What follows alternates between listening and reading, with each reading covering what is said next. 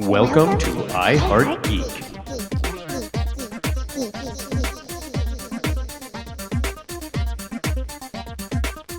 And welcome to another Loki-centric episode of I Heart Geek. Yay! Episode 2. This is a fun episode. We have things to say. I'm Dub. As usual. Oh, yeah. I'm Dub, and I'm here with Michelle, and I'm here with Satomi, and I'm here with Blythe, and I'm here with Courtney.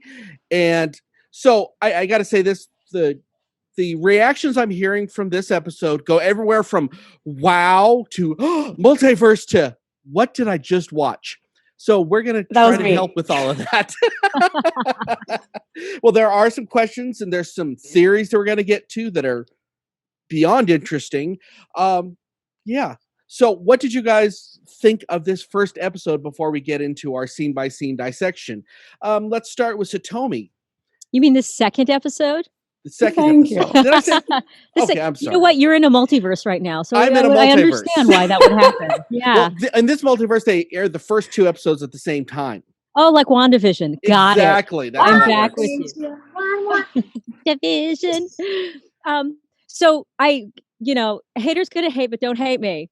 So while I really enjoyed it, I think it did suffer from something that the first episode suffered from as well, and that is midway blues. I think right in the middle it comes to not a screeching halt, but it's sort of like we hit a little bit of traffic, and I ran into that in the first one. I will say they handled. We're going to go scene by scene, so we'll talk about this later. But they handled one of those scenes that could have gotten stopped up really well, and it was beautifully written. It was beautifully acted, and then there was another one that was like, so tell me about your mother. Yeah. Now, I do, in defense, before we start, I do have to say this, there's a lot of background stuff, and during these slow scenes, that's what you're supposed to be looking for. That's the puzzle stuff. Got you. Which I know is not fair to our non-comic listeners, but that's why there's a million shows like this on the internet. It's okay. I'm still on board. I'm still enjoyed it. Michelle, what was your quick thoughts on this episode? Quick thoughts. Being one of those non-comic book people, I had so many questions. I really liked it. I thought it was really well done. I don't know, honestly, as far as the whole episode goes, if I liked it as much as the first one. Really? Yeah. I think probably just because there were some parts in the middle where you're just kind of like, okay. Then it's like, then it's like the crescendo at the end. So, yeah. Nice. Blythe, what about you? What was your thoughts? So I was in it 100% for the whole time. I don't think I had any moments where I felt any kind of lulls or anything like that. I mean, especially towards the end of the episode, I was on par with how I felt during WandaVision during this episode. Like, I am 100% in it to win it now, and the theory crafting came right back just like where we were in WandaVision, and I'm super, super excited to see where this show goes. Well, me and you are on the same page. I'm really afraid of what's going to happen with this. I think we are in a different multiverse, kids. Courtney. Alert the press, ladies and gentlemen. You've heard it here first. Blythe and Dub are in agreement right now. Wait till we get into the theories, and then we won't be anymore. So it's all good. Right. Speaking of apocalypse. Yeah. Once we start discussing the actual details of what we're excited about, then it'll fly off the handles real quick. Multiverse. Mephisto. Oh, sorry. Get out of here with the Mephisto. That's for our longtime listeners. Go ahead, Courtney. What was your thoughts? I'm like, I was like you and Blythe. I'm in it to win it at this point in time. I can see where Satomi and it probably thought there were some lull sections, but I'm the Marvel comic book nerd that's looking in the background for stuff. And there is a lot. I'm playing Sherlock Holmes as this goes along. So while it may have lulled, it didn't for me because I was looking for clues. Sorry. And I think I feel like as much as the theory crafting that we did with WandaVision, I feel like this one is a mystery that Marvel said, okay, here's the mystery. Let's see what you guys can find out about. I think this one is blatantly, here you go. You're all Sherlock. Yeah. Figure it out. Tell us what you thought of WandaVision, really. So yeah, that's what we're gonna get. Now, as we go through this scene by scene, first off, spoilers. Everything is spoiled. If you have not watched Loki episode 2, do not listen to this episode, please. We will wait. Seriously. We're here for you. Go watch it and then What's come wrong back with and you? listen to us. Because we are going to ruin everything. Yep, we're But gonna in buzz the it over like best way. Hannah Biscuits, kids. Now, with It's that like being what we said, do. as we go scene by scene, we're going to try our best not to jump ahead scenes because there are even spoilers as far as that goes. Because there's things that change partway through the show, so we'll get to that in due time. Okay, so scene 1, we're starting with the Renaissance Fair. So many Easter eggs. So let me throw out my notes real quick, and then y'all can jump on it. It's good to know that Ren fairs haven't changed since 1985. And there's always the jerks that show up in like a Star Trek costume because it's a period piece. Because yes, and that girl was 100% right. Some people need this. I get it, and I loved it. And then there's 2 more things. Gotta love the Bonnie Tyler holding out for a hero during the fight was just so cool. Where did all the good mans go, and where are all the gods? I'm like, that was perfect. And brilliant. and well, we'll get to that when we finish. What did you guys get from this first episode? Let's start with our non-comic listeners first. Satomi? I, having grown up going to Ren Fair, as soon as they opened up that shot, I was like, yes. And my only bummer is I wish that the girl would have had the really bad accent. That they put on. What art thou doing in these yawn parts? And then she really stopped bad. into normal speed. Some of us need this. Yes, Yeah. would have been I love spectacular. it. But you know what? You actually reminded me. A friend of mine's daughter. We took her to Ren Fair for the first time, and there were people. It was a Come As You Are day, and there were people dressed as stormtroopers. And we went, well, that doesn't look quite right. And she looked at us and went, well, Star Wars is a long time ago in a galaxy far, far away. You can't argue with that kind of logic. No, you can't. Michelle, what did you get from this first scene? Really bad ex-boyfriend vibes, first of all. But if we're being honest.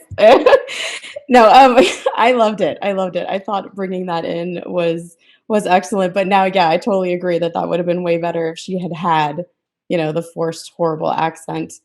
I just loved it. Like they kind of just worked in some cool humor to it that, obviously if you had gone to a Ren Fair and you knew kind of the culture of it, you would have gotten those jokes. So yeah, I thought it was great. That was an excellent way to open it up. Okay, Blythe. Now we're going to start opening up a little more towards the Easter eggs now, because I've talked to Courtney. I've talked a little bit to Blythe. Here's where the Easter eggs start. So go ahead, Blythe. Let's give us a start on this first scene. Yeah, sure. I don't think I have any Easter eggs really to call out here, but I did have a thought back to the first episode where you guys were talking about why the TVA agents don't, like, you were upset that they were a little like less hardcore than you thought. Yeah. It popped into my head. Is this why? Are these the places that they're going to? Is Ren fairs and all, they're dealing with nerds that are, I mean, sure, they have the Loki that jumps off the beaten path that they're going for now, but I wonder if they're normally just tracking like geeks and nerds. Like that guy that was in the station taking the ticket, that guy was no threat. He was just some dude. They tracked and took down Peggy Carter. I don't think that's just nerds. That's not Peggy Carter, by the way. But prove you wrong. It's starting. No, you guys. We'll prove you wrong when we get there. So get ready, buddy. Something you guys didn't mention in last week's episode is about that scene that I wanted to ask you guys. didn't the other guy look a lot like Matt Damon as Loki when he was playing him? Ooh. Oh And yeah. could it have been a version of that guy? Maybe I didn't look off if I could see. Yeah, I just wouldn't be mad at it if it was. No. So that would be amazing. Now- Now I've got to go back and watch that. Now, Courtney, I have to, before I know what you're going to say, so I want to throw in this one more thing. Now, the Loki that we see in no this idea what I'm going to say. bull. when we see the other Loki, I mean, you know what happens later on, but you see this body. This is a male body. There is no way this is a female body. And when she picks up and drags the agent out, that is a man. I just wanted to point that out because I had to throw that in there. That every proportion on that Loki was male, and I think they did that so that we wouldn't think what we're going to think when we hit scene 12. Yeah. Okay, Courtney, go ahead. No, what I was going to say is I was going to go back and talk about the Holding Out for the Hero. I love the song choice. I think it's brilliant. Just because of the lyrics, like you said, where have all the good men gone and where are all the gods? But that's going to make it number one on Spotify again. The thing that I did not like is if you're going to choreograph a fight to Holding Out for a Hero, it better be damn impressive, even if it's a short fight. And that was one of the most lackluster fights. It was a beating. It wasn't a fight. Ever seen. Didn't enjoy the fight at all. Okay. Although I thought it was now, do you want me to do the Easter egg of the? Yeah. Well, the one thing that we're going to disagree on, and that is, well, we can start with the Oshkosh. Okay, I want to hit the 1985. The 1985 thing is a really interesting reference, and it is an Easter egg because they went back to 1985. 1985 was a series of Marvel comics in multiverse. There was 1985. There was the 1861 or something along those lines, or 1492, and then there was another one. But 1985, and that was a huge multiverse comic book. So I wanted to throw that, and she thinks it's a different reason why they had the 1985. So go ahead, Courtney. The reason they have the 1985 there. I don't agree. Because it also takes place in Oshkosh. It's an homage to a comic book writer who wrote like a massive story arc for the multiverse. Created TVA in 1985. Yeah, and was born in Oshkosh. See, I thought you were going to say that it was a tribute to Oshkosh Bagosh. I know. It was really hard not to see the second part. Children's clothing. Yeah. No, the 1985 doesn't have the same significance as some of the dates we will talk about when we get to that scene.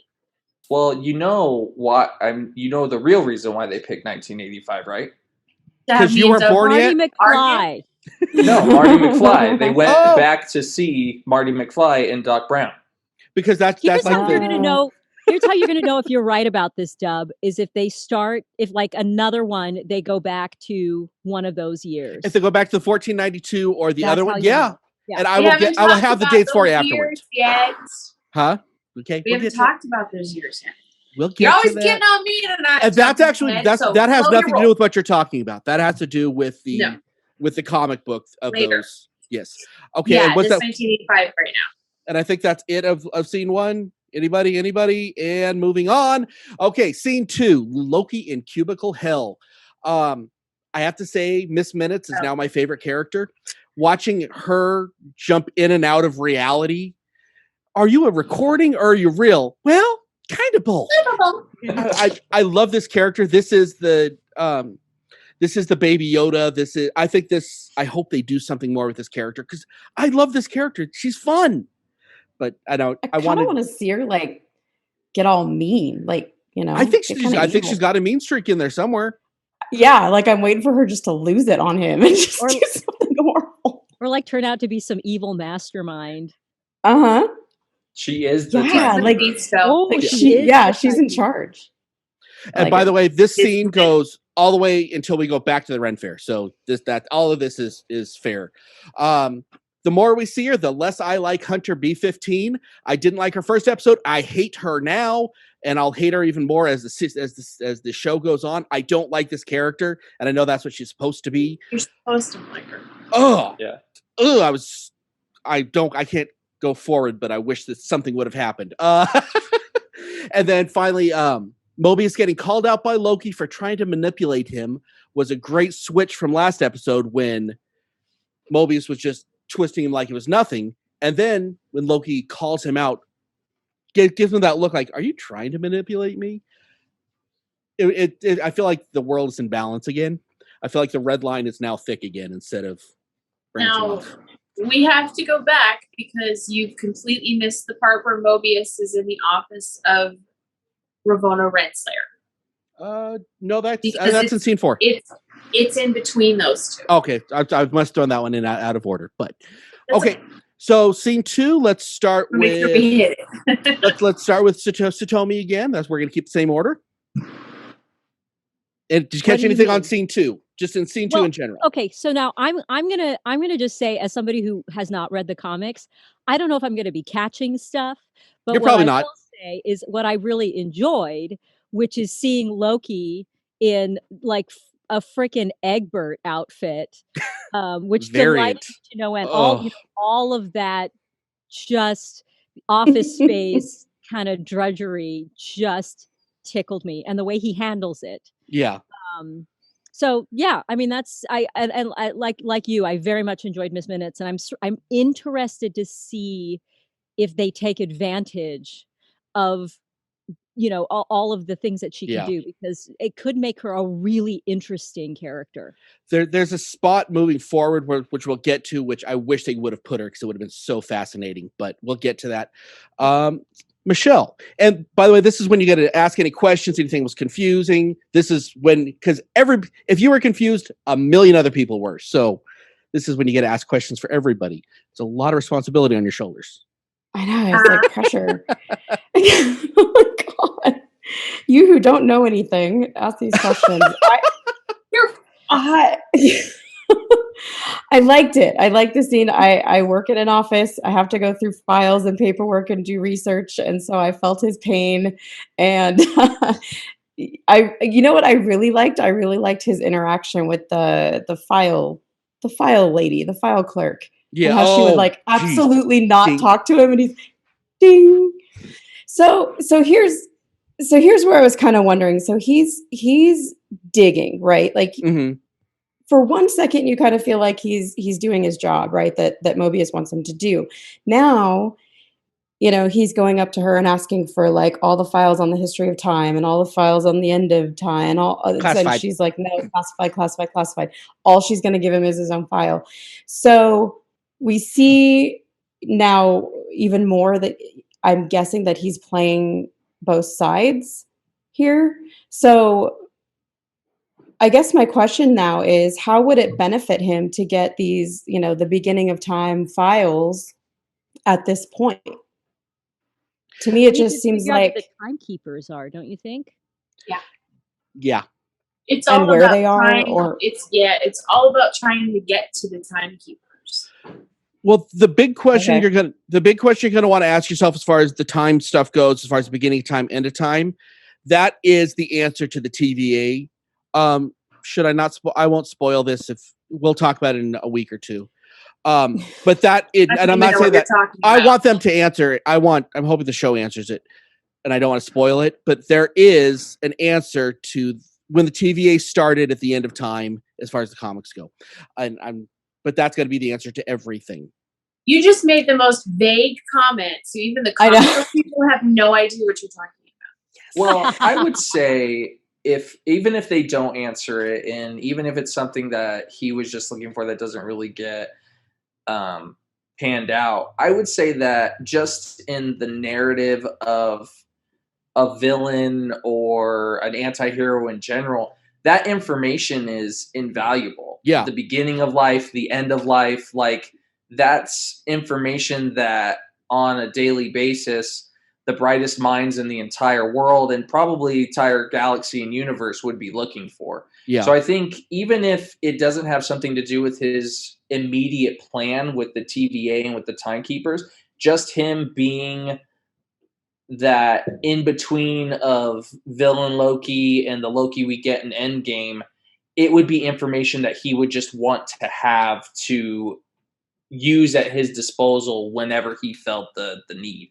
Yeah. Just because it's him and just because it would be just because he's chaos. always collecting intel. Yeah. Well, and it's probably also, it's a good idea to know the timekeepers are Nexus beings. We've already met a Nexus being. Wanda is a Nexus being. So, I mean, you see how much power she has. You know, Loki's all about power. Yeah. Well, what's the one big power in this place he's stuck in? It's the timekeepers. So it's his nature to kind of after it. And I want to try to explain a little something I figured out as far as the time rules that they have in this. It's very similar to Doctor Who rules. There's fixed points in time. You can't change those points, but you can do other things, but you can't do anything to change this fixed point. This has to happen for the rest of time to happen. And I think that might help a few of our people understand kind of the time rules a little bit more. And Pompeii was one of the same fixed points in time. Yep. Which I thought was really interesting. Cool. Yeah. Yeah, that was a really cool way of, for people like me too, just to go, oh, okay, I get it. Like, it's still, no matter what he did, and that's what he discovered and proved, no matter what I do, it's still going to happen. And now it's okay. You know, like that was actually pretty cool. Maybe later on, I'll touch on another question, but then one of my other comments, going back to his outfit and the jacket with the variant, like, that's going to be like a prominent outfit, like at cons. When everyone's oh my gosh! So I've already ordered my pop. Yeah, I haven't, but yeah. Since just because we sort of leave that main area of the TVA after this, I'd love to talk super quick about the set design and how so analog futurism, cassette futurism, they continue those themes, but I actually want to bring up that the backgrounds, to my eye, don't look futuristic. Each one looks like a different style of movie making background throughout cinematic history. So like when they are walking down the hallway in the like the Frank Lloyd Wright building, that actually looked like a projection on a large wall behind them. And then last week's actually looked like little tiny practical effects, like 20,000 Leagues Under the Sea kind of stuff. So it's not just in what is immediately at their fingertips. Yeah. It's all around, even stylistically, and how they choose to do each section. And I just wanted to acknowledge that, because designers are freaking cool. Yeah. And No, the ideas they have, I feel like it's every generation's thoughts on the future. That's what they picked up on. Like, it's the 70s, what they thought would be the future. There's a little bit of that. The 80s, what they thought was the future. The only thing we haven't seen is our silver clothes. I mean, that's the only thing you haven't seen in this. Well, I hope they do it. It's the TVA is supposed to be neutral time or void of time. Yeah. So it makes sense that everything is in there somehow. Yeah. It would just be random. There is no, there's no time in the TVA. It's this void. It's like the nothing almost. And so that's good. It makes sense that like all of that stuff is there. Okay, let's jump back on. You two have anything from the scene 2 that you want to hit before we move on? Nope. Okay. Nope. Scene 3, back to the Ren Fair with Loki in the field. You missed. What did I miss? What did I miss now? Huh? The first meeting with when he goes to Ramona Renslayer. That's after. No, it's not. There's 2 scenes. Come on, kids. But go ahead. We'll come back. We'll hit it on both scenes at the same time. Yeah, I'm gonna throw it in there because we're kind of going willy-nilly anyway. You saw my notes beforehand. Give me a break. I know, but they It's were okay. wrong. Time doesn't exist. We're in the TVA. Exactly. Thank Okay. you. Okay, here we go. Open a portal back to that scene. Okay, Loki may be playing a game when he's stalling them, but honestly, he's telling the truth in his mind. Everything that he may not think that there's a trap waiting outside, but he says, I think this person, I'm part of this person's plans. This is the truth, because this is what I think Loki really believes. I thought that was an interesting take. And you can see the second he overplays his hand, he was doing great and they were all buying it until he asks for the assurances. And then you just see everybody's face just drop like, oh, you just overplayed your hand. I don't believe you anymore. Okay. Any thoughts on this one before we go around? Courtney kills me. I actually think that I felt that same way when I first watched the scene play out, but I actually think once we get to the end of the episode and what is revealed, I don't think he was playing it up. I think he was 100% sincere, and he thought the reason why he was so overbearing with it is that he thought he was 100% correct, that he was doing everything correct to track that Loki down, but he wasn't right. And he had to make excuses afterwards. Yeah, that makes sense.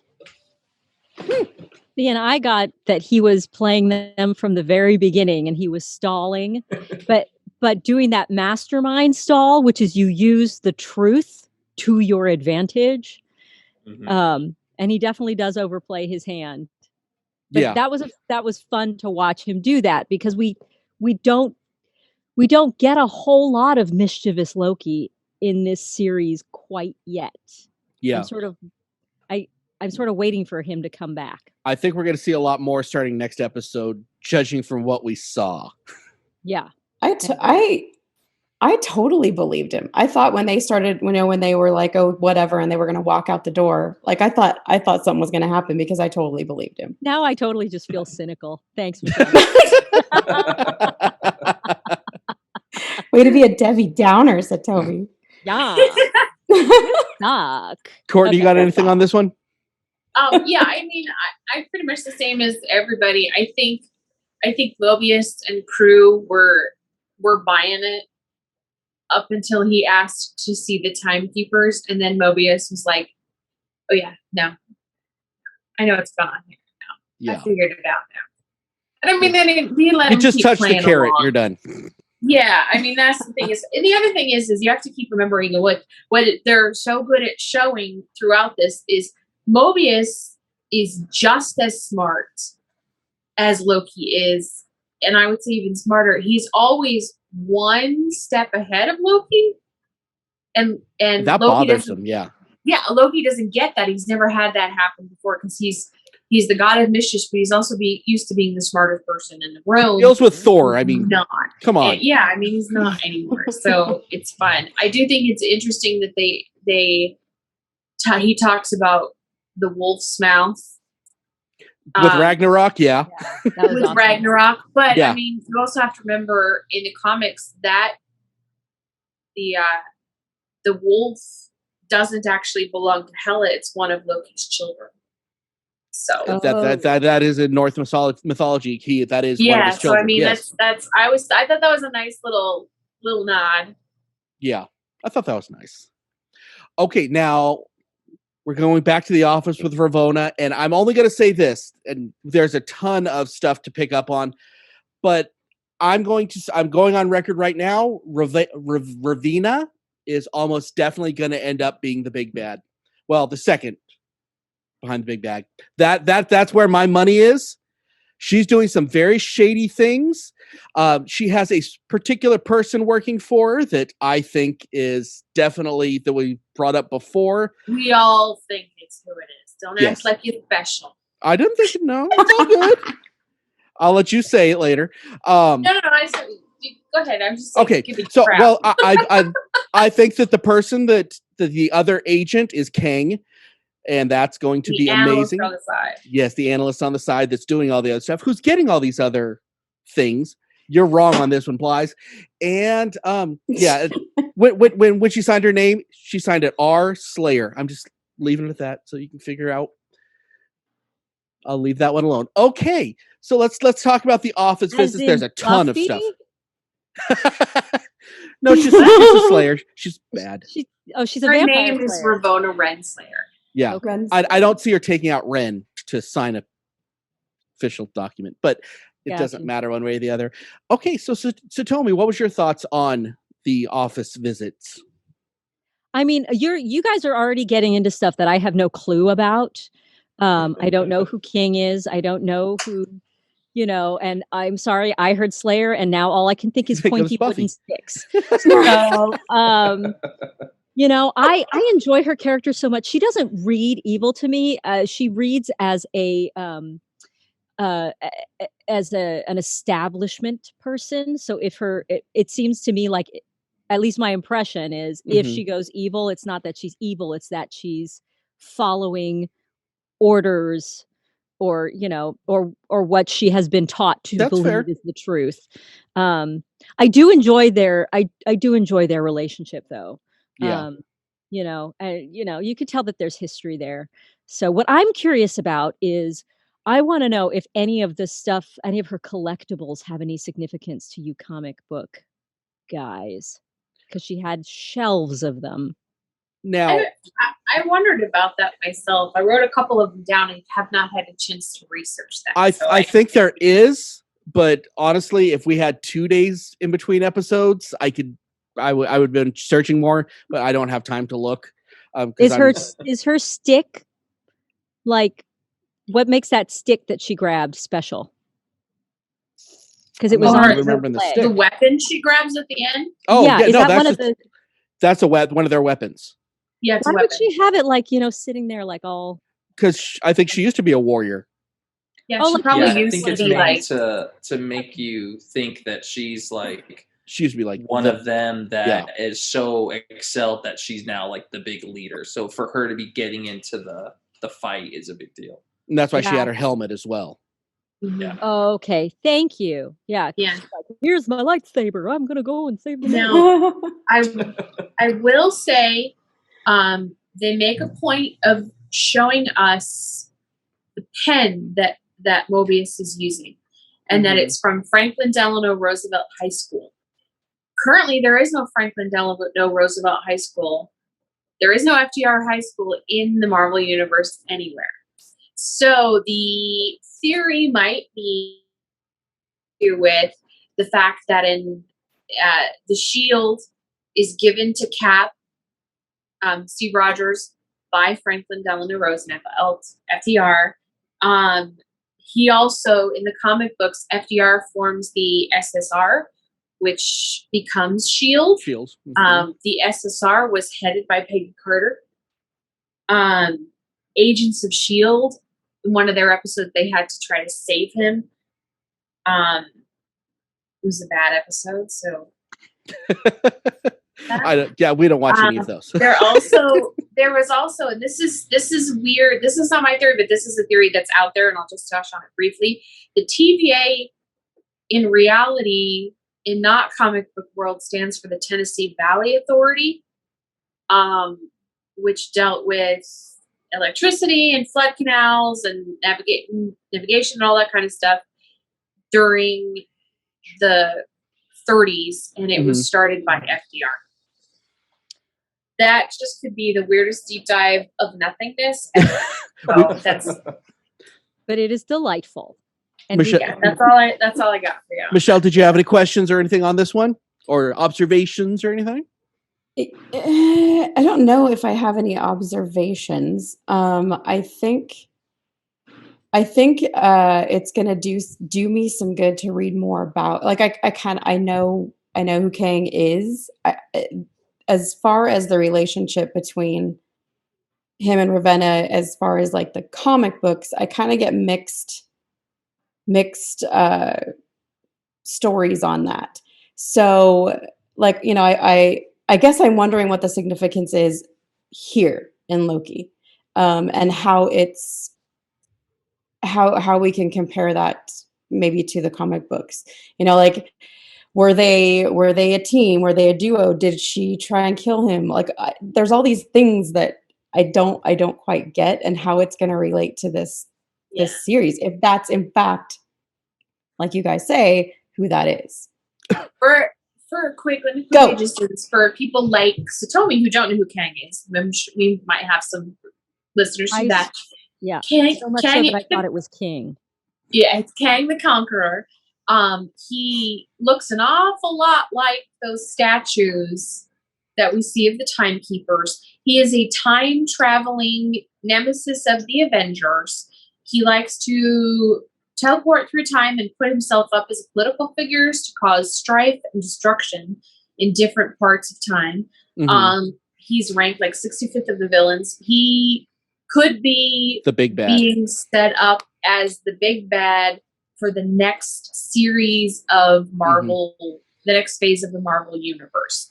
The main thing, and I mean, Michelle's right, there's different versions of their story together. Because it's a The main multiverse. thing is Ravonna fell in love with Kang, and they were together. So if they follow that path, it could be that she's working for him behind the scenes, or it just could be Marvel's screwing with us. And Yeah, saying, like we're Paul gonna make Bettany, you yeah. think you see Kang. Fair. It would make sense if Kang showed up, though, because he's a multiverse, time-traveling, jumping, and we're getting into the multiverse. Yeah. And I feel like they're And definitely setting we're it. getting the Eternals. And Yeah. so, Are they Oh. And I guess setting like up like Doctor in the Strange? first. Oh, sorry. Oh, go ahead. Are they setting up Doctor Strange in this? Is this what is happening? Yes. yes. Okay. They're setting up the next like probably 2 or 3 phases with this, and we'll get into that in Yeah, we'll talk about that. the end thing. But I just would like to. I don't think that I don't think that Kang is the agent that she's alluding to. He put that on like- record. That's on record now. Okay. And the reason why I say that is that Kang is too big of a villain. Why would he be working and doing stuff for somebody else? I also don't think that she's evil. I think that she has no real contact with the Time Masters. Every time that the Time Masters get brought up with her, even when she's talking to Owen Wilson, it's all like, well, I talked to him. I think the Time Masters are a Wizard of Oz type scenario where no one has had any contact with them, not even her. They just keep pushing the narrative forward so that people don't start freaking out or start questioning the sacred timeline. The cult. Yep. Yeah. But yeah, I think I don't even know if we'll get Kang in this. So he's confirmed for Ant-Man at Quantumania.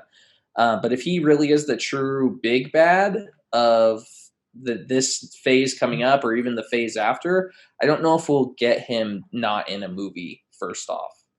Because that's it would be cool. I would be interested. I would love to see him because he's one of my favorite villains, but I don't know. It's hard for me to see him in anything except for a movie form. Ant-Man's like 2 years away, so I mean, it seems like it would be kind of early, right? Well, like they did that with Thanos, 4 years early? Yep. Yeah. Thanos was just a guy who looked at the camera and gave you a little smile. And I think that's what you're going to get with Kang. Yeah, and that could be totally it, and I could definitely see them doing that in this. Okay. I guess in the first episode when we were talking about, I was saying that I was wondering if it was somebody else in the field, that was in the cloak and it was supposed to be the Loki variant. I guess that's where kind of my mind went because all I kept reading about was Kang and I was like, well, what if it's what if it's him? What if Loki ends up fighting somebody else? But what if the other one in the field is Loki? Is another Loki? Yeah, I think. I mean, that was. Is that what you were trying to say? I don't know. Okay, let's hop forward. Just move on. let's hop up real quick. Scene 5 is the research. More Josta. I like that we now know where they get the souvenirs and what their passion is with the souvenirs. I think that's a really interesting take on them. Let's see. I like when Loki reads the Ragnarok files. When he goes and talks about it, he's not emotional at all. But when you see it, his eyes tear up a little bit. He is broken at that moment when he reads about Ragnarok because he hasn't gone through it yet. Sure. And I think this is where we get the great demonstration of how the multiverse works. Well, and he doesn't, in that little movie that Mobius plays for him in the first episode, it doesn't talk about the destruction. No. Because he skips forward, and so he doesn't realize that the ship he dies on is carrying everyone that's left. Yeah. Yeah. So. But no, I think that's one of those amazing Hiddleston moments that just make him why we love this actor so much. Mm-hmm. Satomi, anything on the research and the hopefully the Punisher jet ski that we're going to see later? No, other than it just reminded me of all of those great research moments in other shows, like in The Good Place, also in Angel. It just the librarian, yeah. Whenever you have the mysterious librarian and you don't have access to everything else, there's just something delightful about that. Yeah. Michelle? I think I've said everything. Fair enough. Okay, Blythe, what you got, bud? As far as him and doing the as far as the research and what we see, all the Easter eggs. I think from the beginning of the show, we're really seeing because this isn't our Loki, so we have to see him kind of go through. I think the people want him to be our Loki, so we have to see him go through that same kind of development, which is what they're doing. They're making him the character that he was and actually loving his family. And he admits to it in the first episode, is that he's just a facade. So you really see, this is another one of those moments where you really see he loves Thor, he loves Odin, he loves Frigga, he loves his family and his people. And he really, as much as he doesn't want to show it, he's distraught about all of it. Yeah. He loves Sif, but that's on a Marvel episode. Courtney, what you got? I gave you what I got. Okay, we're good. Okay, so now we've already hit on Pompeii a bit. So unless you have anything so funny, so sad at the same time, I'm just saying I didn't know I needed Tom Hiddleston speaking Latin. Yes. Until I was given Tom Hiddleston speaking Latin. Now that's all you need in your life. Right. Like I'm kind of okay. And like I took a couple semesters of Latin, so I was like, he speaks better Latin than I do. I mean, it was pretty funny. And I like how he called the goats his horned friends. Which that's a Norse mythology thing, which is interesting, but we're not going to get into because we're already running really short on time. Anything else we want to hit on Pompeii before we move on? Okay. Just a great scene. It was fantastic. And then we have another research, which we kind of hit on when we already talked about it. So let's go on to... There's a good line in that one really quickly. Go ahead. No one bad is ever truly bad. Truly bad, no one good. And no one good is ever truly good. Yeah. I have notes in my notes, but that's only for us on the panel. And I love that line, but I can't use it. Dang it. Good line. Off to the next apocalypse in Alabama. So scene 8. Now, a quick history moment. Roxxon has been around Marvel since 1974 in Captain America number 180. It's a huge energy conglomerate that's vaguely evil. It's Walmart meets energy meets Amazon. They own the world. By and large. Yes, it's Bi-Mart. No, by and large. By and large. From Wall-E. Oh, there it is. Yeah. Yep. No, it's Toy Story, Pixar universe. Yeah, it's a huge thing. It was first seen in Iron Man 2. Was it Iron Man 1? Iron Man 1, when Warmonger and Iron Man are fighting on the freeway, you can see the building in the background. Yeah. Okay. Yeah. But it's also been in Agents of S.H.I.E.L.D., but Roxxon also played a huge part in the first season of Agent Carter. So there's more Peggy stuff. Steve lies, I'm going to pile this on and be right. So, and just FYI, we're going from here till the end. So this is the main event where we're going right now. I'm gonna say most of my stuff, but it does look like when they walk in. Remember that scene from Idiocracy when they go into Costco? That's exactly what it looks like when they're going into Roxxon, only nighttime. Is it a I did not Walmart? Is it a see that Costco? movie. Is It was a an Costco. IKEA? It was a Costco. Yes. It's a wall scope. It's a Walco. Yeah, it's a amalgamation of all of those things. I think It's Yeah. Amazon in a building. yeah. So, let's see. Let's go up into the let's go as far as when they all get down and start preparing to split apart, which this is again, I hate the what B15. I don't like her. This is more of why I don't like her. She's just I say it's not the actor. She's doing a great job. She's making me hate her. I hate this character so much. Anyway, okay. So we got from Strong female. oh no, she is not a strong female. She is a I need to have my guitar effect in full effect. I'm not gonna say it. Now there's I'm two of you glad I'm the guys. one Y'all that can doesn't shut need to up. say it anymore. Oh, Well, Liz, you know, I wow. figured I'd help you out this time. I 'cause, love it. This- you know, I love it. it's has like- nothing to it's do with that. made That my means- night. Wow. You know what? The real reason why he doesn't like her is because she is him. No. She made the same exact decision that Dub would have made in that exact same scenario. I I probably want the would have. dangerous one to Wow. come with me because I'm the guy who can protect us all. Would you Everybody rather listen be to with me. me? I'm just saying. No opinions unless they are mine. Well, at least you guys have learned the rules. Outstanding. And we Okay. choose to follow those, to break those rules. So, what do you think that the splitting apart was the right thing to do? That's actually a really good question. Well, I no. mean, Never's the right thing no. Clearly In not. any scenario. As soon as it was happening, you were like, "Oh, yeah, it's gonna go badly." Especially when only 2 of them went one way and like 95 of them went the other way. Right. It was clearly not a well thought out plan. Yeah. No. Right. Like it'll When- just when- be me and the villain. When in the history of storytelling is splitting up the right thing to do? When is at the end of the altercation are they like, I'm so glad we split up for this. It saved us so much time. It's called weeding out Braveheart. the weak. There it is. Yeah. Right. See? Right. Okay, so everyone thinks she's a bad leader and she deserves what she gets. What? Oh. Yeah. Okay. Oh man. No, I like this character about as much as I like Skrulls. No, actually, I like Skrulls less, so I'll give it that much. Christ. Oh boy. Okay, now let's get into it. When Loki, it's very interesting him talking to these other fake Lokis, or what can we call them? Mirror Lokis. They're not either that. They're just possessed. It's- They're Loki they're inside just of possessed. They're just puppets. puppet people. Yeah. Now- That's all it is. Who didn't know that first one was going to be the bad guy?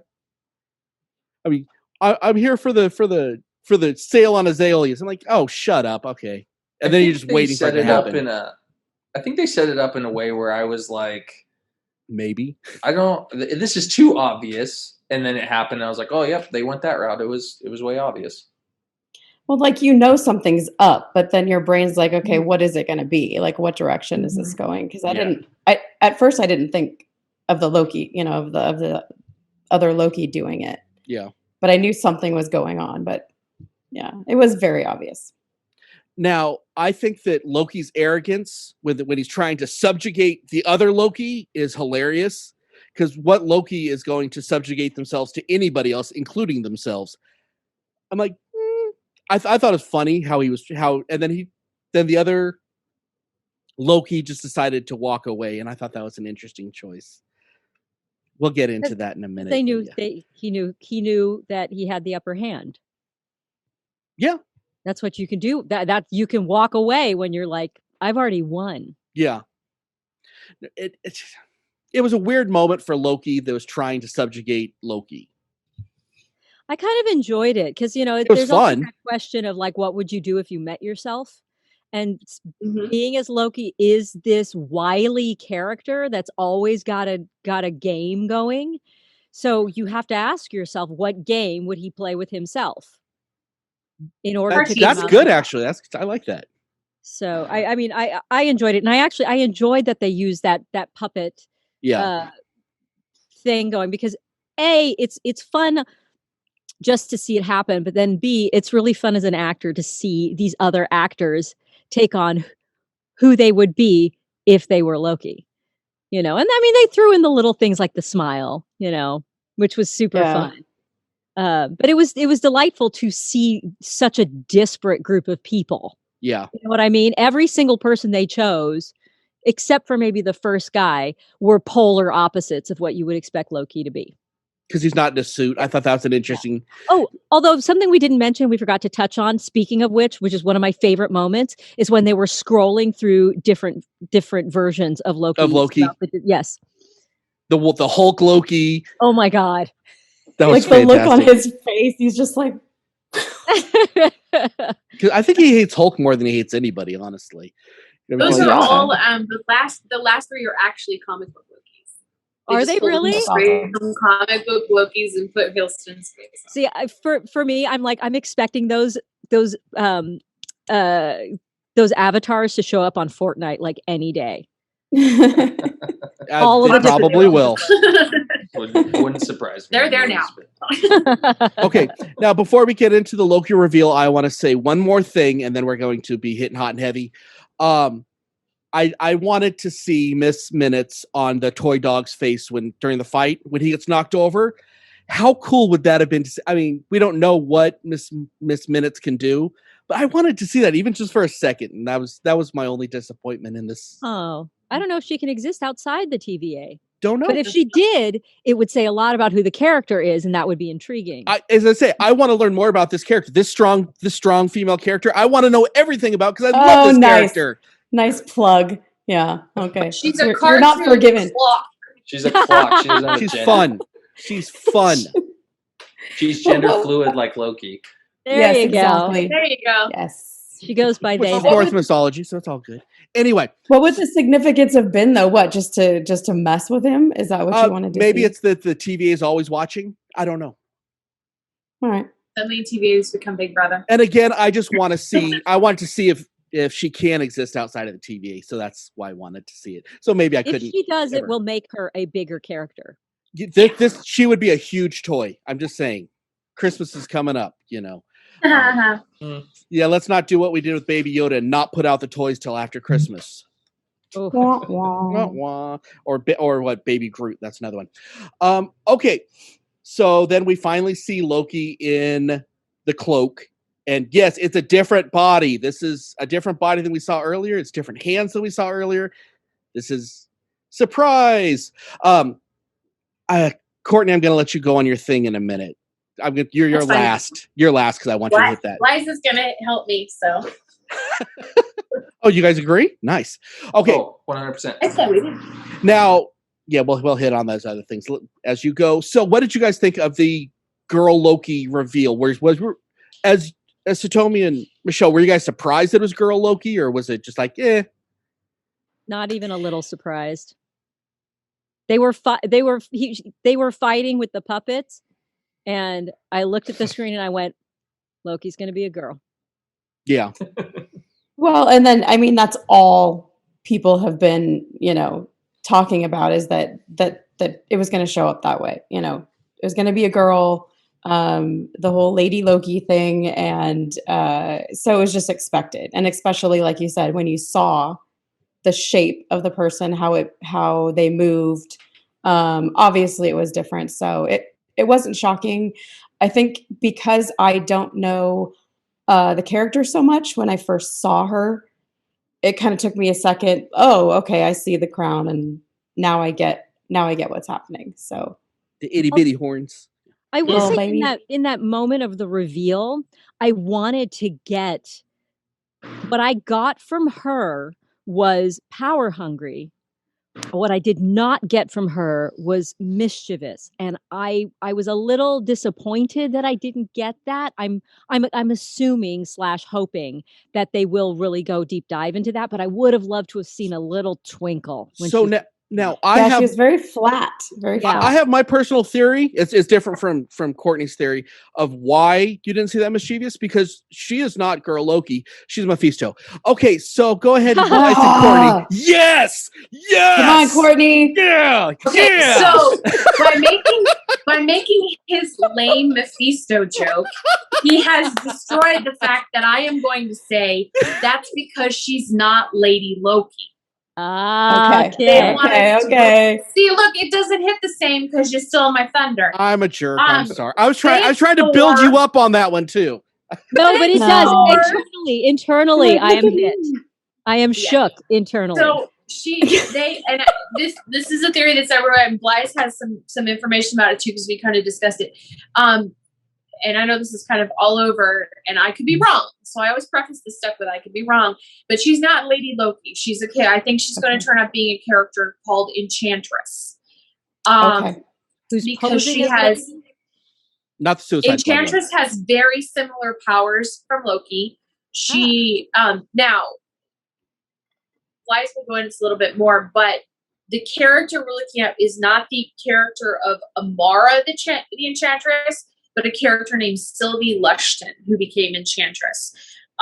There's a couple reasons why I think this is what it is. There were a couple of lines when they were fighting that Loki said that kind of gives you that. She never shapeshifts, which we know Loki does. She does the mind control. He says enchantment is a clever trick while they're fighting. He also says it's a pleasure to meet you, Loki, and she immediately responds, "Do not call me that." Do not call me that. Okay. The other couple of little things is in the I watch credits because I'm that nerd. In the credits for the Castilian dub, which is the continent of Spain version, the upper echelon Spanish speaking, the character's name is Sylvie. It's listed as the variant in every other credit listing. She's listed as Sylvie, which leads me to Sylvie Lishton. I'm going to let Blythe take it away to explain a little bit more, because he found a little bit more about it. So get it, Blythe. Yeah, so I 100% agree with Courtney. At first, when I had seen her, I thought they may be going down like a daughter path, and that kind of hits on what you were saying earlier. So tell me, where it wasn't mischievous, it was more like angry that she had that feeling, and I thought it was because like he betrayed her at some point. So now Which exists, by the way. It does that. Yes. The daughter does exist in comic book. So, but the reason why I think this is Sylvie, for everything that Courtney said, Sylvie was a character that was from Oklahoma. In the comics, Asgard was destroyed. They moved Asgard to Oklahoma, and Loki gave her powers. But the biggest thing that I think that makes me think that this is Sylvie, the Enchantress, is because what has every single one of these shows been doing? Magic. They have been building the Young Avengers team. In WandaVision, we got Speed, we got Wiccan. In Falcon and the Winter Soldier, we got Falcon I 2? forgot his name. I actually forgot both the names. We have Patriot, and we got the guy who takes up Falcon. Dub, do you remember their names? I don't. Okay, yeah. Anyway, we have I know that Falcon. he becomes Falcon. That's all. Yeah, he becomes Falcon. We have the guy who becomes Patriot. We have Speed. We have Wiccan. And we know that in the Hawkeye show, we're getting Kate Bishop, who is also a Young Avenger. Sylvie, who is the Enchantress, is also a Young Avenger at some point in the comic book timeline. So I think that's another big thing that these shows are doing, is they're building this team of Young Avengers so we can get a Young Avengers movie without having to slate them in their own movies respectively. I think, and I just, let me throw this in, I don't think she's going to be the big bad. No. Not Just putting that out there. Yeah. That makes sense, though, given that theory. Yeah. Do you think one Loki other knows? thing is she doesn't look like Lady Loki from the comics aesthetically, but that doesn't necessarily mean anything, because as we know in the MCU, they don't always follow the It's their physical. own universe. So I mean, that's Loki not was really one Loki of the was once an reasons. 8-legged female horse. I mean, it's Right. I mean, so yeah. I think Loki knows that she is not Loki. I don't Yeah. think he does. I don't think When he Not does. I think he yet, does. I think. He's going to figure it out real quick, but not yet, I think. He might have I an think- inkling, though. I think from the way that because this whole thing has been him like trying to suss out what she's doing to track a Loki, and I think he's been trying to do that, and he can't do that in certain areas, like the Ren Fair. And because of that, if he doesn't fully know, he has an inkling that that's not a Loki. It's not him. It doesn't feel like him. He would know if it felt like him, and it doesn't feel that way. Yeah, Right. that's fair. Now, what does the ending of this episode mean? We have a multiverse, kids. Yes, and I've been so excited about this since before WandaVision. I've been on record of me being so excited about the multiverse. Yes, this is going to be fantastic. No scrolls. Did anybody else? I thought they were sending those resets all to the TVA, and that he was trying to destroy the TVA at first. That's Now- what I thought was happening. Now that's actually interesting you brought that up, because the one soldier said I told him where I told him where the authority is. I told him where the keepers are. So does that mean he could have sent them one? We don't know. Very possible. Maybe, and that's why Kang may be the only survivor if he's one of the three. Yeah, Oh, which would Well, make did a you lot guys of see sense. that? Did you guys Very see that when they all dropped and the branches were starting out, that there was actually the list of locations? Okay, oh, I didn't see that. so You Courtney, mean go this into list of that. locations? This is the last thing we're going to talk about Look today. at you! Talk about the locations. Okay, so some of them are pretty obvious because she sends one to Vormir, to Asgard, to Ego, as we know, is Quill's father, Ego the living planet, Titan, Thanos' homeworld.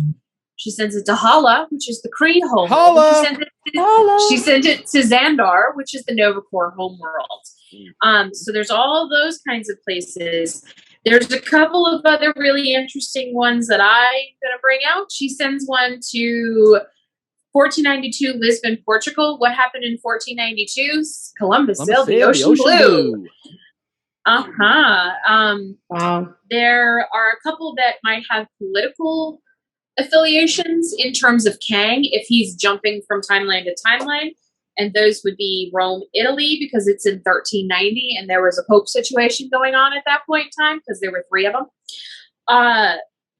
And the other one that I thought was incredibly interesting, and this is me going to be dunking on our good friend Blythe. She sends one to September 21st, 1947 in New York, where Peggy Carter just happens to be running the SSR. Oh, you can shake your head as much as you want. Wait a minute. What? Peggy Carter's not going to be in That this. was Peggy Carter's not going to be in and this. my No, theory she's is not. that variant of Peggy Carter is the what if Peggy Carter. Now, yeah, with what you said, no, I don't think she's going to be in this. We saw her, but I don't think she's going to be in this. Right, I Now- think they're just slipping it in. Now, what this is all setting up with, we have a multiverse, and then I looked, what is the next thing that plays on Disneyplus after Loki? What if? So that means they're not going to get this fixed. We now kind of know the ending, because they can't. Because the next thing that plays is multiverse stuff. They're going to be, 11 episodes of just different multiverse stories. They can't fix this. So now we get to the fit gets to hit the shan. That's okay. Well, it's very possible that it's going to get fixed either in Doctor Strange or it'll get fixed in It'll Spider-Man. get managed. Yeah, I think it's also very possible that we're going to see some of it in the Eternals now too. Because Ego's a celestial just like the Eternals are. And I want to see the 616 versus the Ultimates universe. I think that'll be amazing getting some of these characters. And that's where Sylvie comes from, the 616 universe. Do you guys know what the 616 in the Ultimate universe is when I say that? Zero clue. Okay. Right now, Doug. I'm hearing la la la la la la la. No, that I wasn't saying that to be, but I'm saying that because I want Yes, you were. No, I'm I kidding. want to I'm do a kidding. quick explain. I was waiting for a pause so I could be like, so explain. Sorry. The Ultimate Universe is where they've drawn almost all of the MCU cinematic universe from. About 90% of it, I'd say. The 616 was the original multiverse that all the stories were coming from. So it's the 616 is the Spider-Man we grew up with, the Hulk we grew up with. That's all 616. And then what year did Ultimates come out? 90 or 2000? 2000s, early 2000s. Okay, so early 2000s, they switched. Basically, that's where we get Samuel L. Jackson's Nick Fury is the Ultimates universe. That's where you see all these different characters and that's why we'll hopefully be able to get rid of. And just a to certain Thor clarify later. for comic book non-readers, these are series. These are comic series that are set in their own Yes, universe. that's why bad things can happen to certain characters and they can come back later because it's a different universe. Okay. Yeah, it's a different timeline. That maybe it's lazy writing, but I prefer it because I don't like being so tied to canon that you have to get rid of characters that you shouldn't. So for Michelle and Satomi, one of the biggest rumors that have been going around for a long time that this opens the door for is taking Andrew Garfield's Spider-Man, Tobey Maguire's Spider-Man, and Tom Holland's Spider-Man and putting them all in the same movie. Because they'll have been ripped from different universes. Wait, so where that's they existed. essentially Enter the Spider-Verse, but in live action. Yeah, 100%. That's actually a really good way of a looking live at it. action Enter the Spider-Verse. I hope they bring back Wow. the animated pig for that one. That was my first comic love, by the way. That's my first comic that I loved. Peter Porker and Spider-Ham. No joke. Okay, we're gonna we have to actually stop because we've been going. Now go to our website, www.iheartgeekshow.com. Use com, we paid extra for it. You can find all our shows there. You can get cool t-shirts, all sorts of stuff. Like our stuff on YouTube. It helps us out so much. Give us a good review on iTunes or whatever podcatcher you use. Become a Patreon supporter because we're getting more and more content every week. And I think that's about it for now. By the way, next week, if we have some extra time, drop your questions and we'll try to get to answer any questions at the end of the show. No promises that we'll know the answer, but we'll try. So until next time, I'm Dub. I'm here with Michelle.